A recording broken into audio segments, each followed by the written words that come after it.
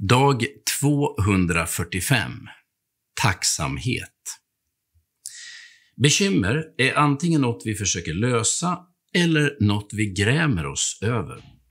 Oavsett om vi försöker lösa våra bekymmer eller om vi ältar dem, så är det vi själva som hanterar dem. Lite liknande är det med lockelser. Antingen försöker vi stå emot dem eller också är de själva drivkraften i livet.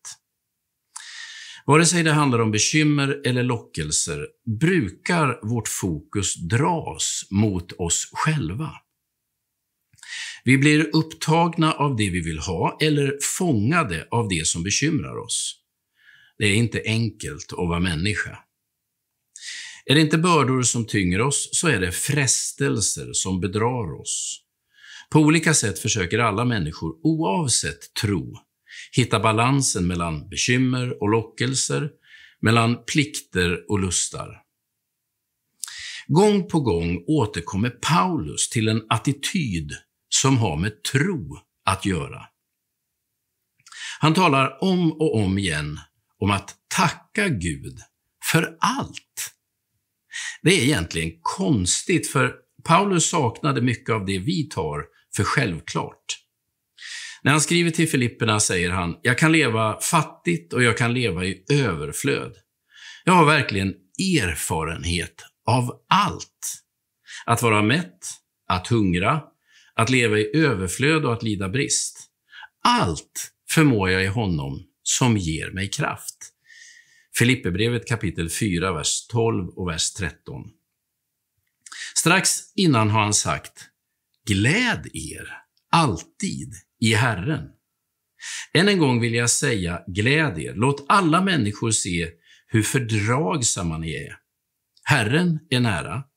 Gör er inga bekymmer, utan när ni åkallar och ber, tacka då Gud och låt honom få veta alla era önskningar. Det är Filipperbrevet kapitel 4, vers 4-6.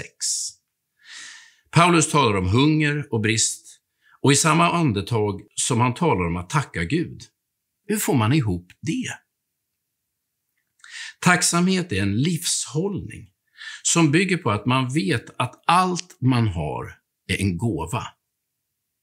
Vare sig man har mycket eller lite, så är det en gåva från Gud.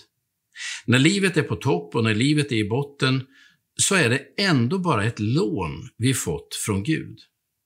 Oavsett hur vi har det finns det alltid något att vara tacksam för. Det vi ibland tar för självklart är en gåva från Gud. Att vi är någorlunda friska, att vi fortfarande kan tänka klart, att vi fick sova under natten som gick, allt sånt är en gåva, en present från en god Gud. Om man lär sig att se saker, om man lär sig att se på livet som ett lån och som en gåva, då kommer både bekymmer och lockelser att förlora en del av sin destruktiva kraft. Gud välsigna dig idag.